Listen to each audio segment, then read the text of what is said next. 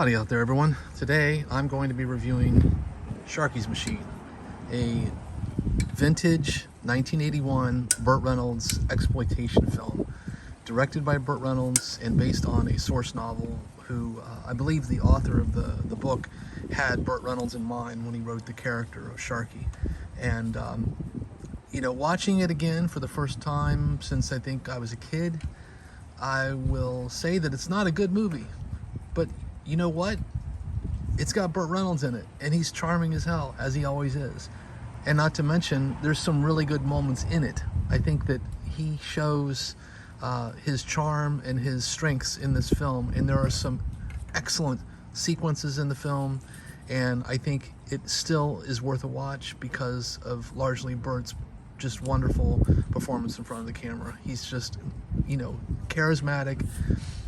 He directed the film, and I think that that's probably a good and bad thing, because I'm sure he felt this was a labor of love, and he tried to really put himself in there, and I think his performance is good.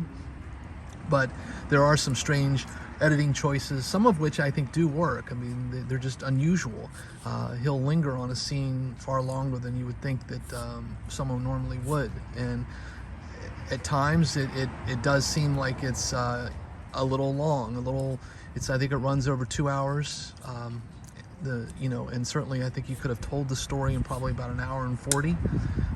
So, if they might have trimmed a little bit of the midsection, I think it could have been a really good film. As it stands, I would say the movie as a film is probably like a C, but Burt's performance and some of the moments in the film make it, I think, a B+. And so you kind of split the difference and say, B-, good, watchable grindhouse movie with some interesting performances. The bad guy, who apparently is always seemingly coked up or whatever substance he's using, he's particularly good. And there are a couple of really standout action sequences, and one terrific fall at the end of the film that, of course, I believe was shown in the trailer. I believe Dar Robinson did that stunt, and that was him falling from that building in Atlanta. It was truly a death-defying stunt. I'm shocked that he did that successfully.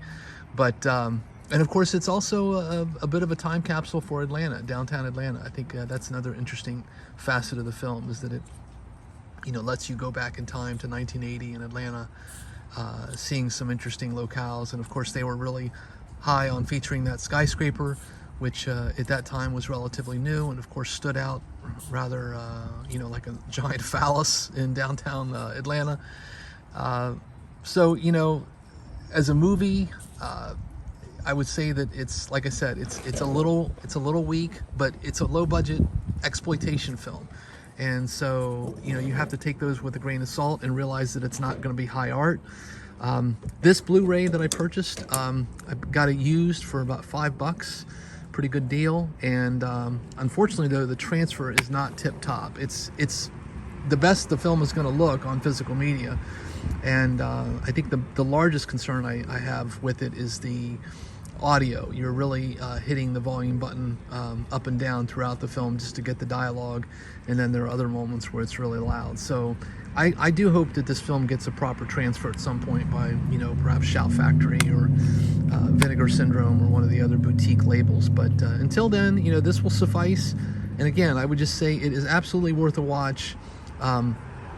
You may not have some of the problems I had with the some of the pacing issues in the middle, and some of the odd sort of editing choices, but I still rather enjoyed watching this movie, largely because of Burt Reynolds, who was just a wonderful,